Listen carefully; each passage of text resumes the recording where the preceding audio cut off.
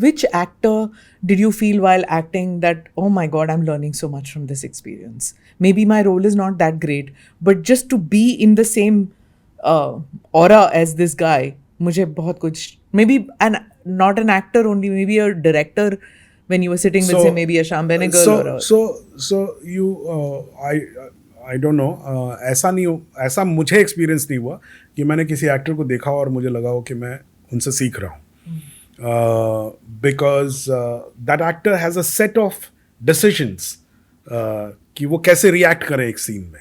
उसी टाइम आप as an actor आप अपने डिसीजंस बनाते हैं, है ना. सब अपने अपने डिसीजंस बनाते हैं कि भाई ये मेरी चॉइसेस हैं कि मैं ऐसा करूँगा, ऐसा करूँगा, ऐसा करूँगा. उन्होंने ऐसा किया, ऐसा किया, ऐसा किया. आपको अच्छा लग सकता है, लेकिन उसमें सीखने का इतना वो नहीं है.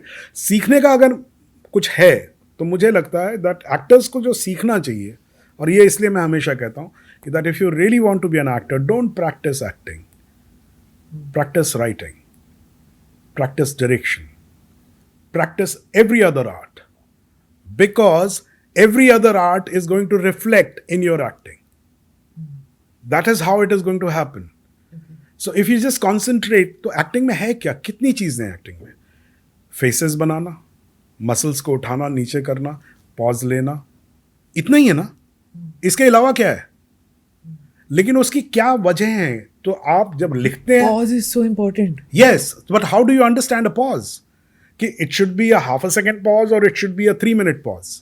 और अगर वो पॉज वो एक्टर एक फिल्म में नहीं लाता, I feel cheated as a viewer कि भाई दिस इज योर स्ट्रेंथ कि तुम्हारी कॉमिक टाइमिंग वो लेट रिएक्शन है, और अगर तुम वो लेट रिएक्शन नहीं लाके हड़बड़ी में बात कर रहे हो तो मुझे नहीं देखनी तुम्हारी पिक्चर. तो जैसे कि जब आप राइटिंग करते हैं तो लिखते वक्त आप, ये वही रिदम वाली बात है कि आप जब लिखते हैं तो आप कहते हैं कि वो कहते कहते फिर आप लिखते हैं पॉज.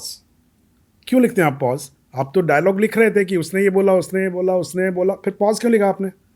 क्योंकि आपको खुद फील होता है कि इस बात का जवाब देने से पहले वो या तो देखेगा, सॉलो करेगा, हाँ, या करेक्ट, कुछ ऐसे है, कुछ एक, तो ये एक रिदम है. तो जब आप लिखना शुरू करते हैं या जब आप डायरेक्शन करना शुरू करते हैं तो ये रिदम्स आपको पता लगती हैं, और ये एक्टिंग में बहुत काम आती हैं.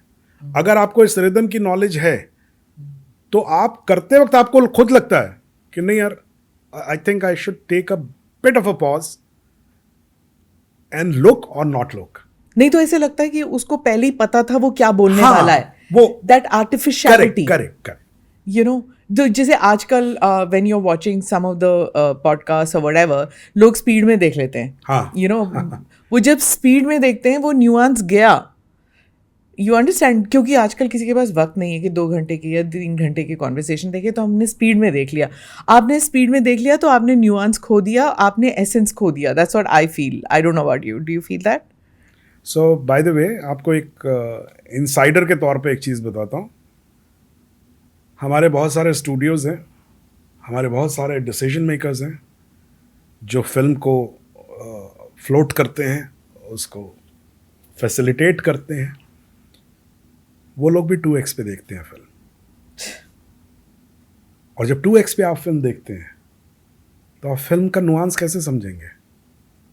आप समझ ही नहीं सकते, क्योंकि क्या है, कहानी आपने इतनी बार सुनी है, आपको लगता है आपको मालूम है, जबकि every time you have to see it. It's a strange thing. You see a good film, जब फिल्में आप रिपीट करते हैं, every time you see it, it's the same film, but you figure out something else. या so अगर आप उसको 2x पे देखेंगे तो कैसे होगा? तो पॉडकास्ट तो है ही है जिसमें ऐसा हो रहा है. अब आप सोचिए, अब आप सोचिए फिल्मों में ऐसा हो रहा है.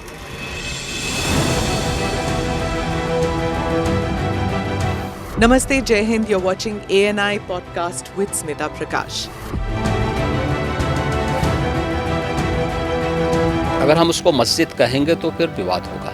The issue is, टूटा है क्या भारत? 400 पार का मतलब ये है कि संविधान खतरे में है. क्या हम लोग ये निर्देश देते हैं कि फला को गिरफ्तार करके जेल डाल दें? वही तो कह रहे हैं सब. ये बेबुनियाद निराधार आरोप. सच्चा सुनना चाहो देखो स्मिता प्रकाश ANI. It does not lie.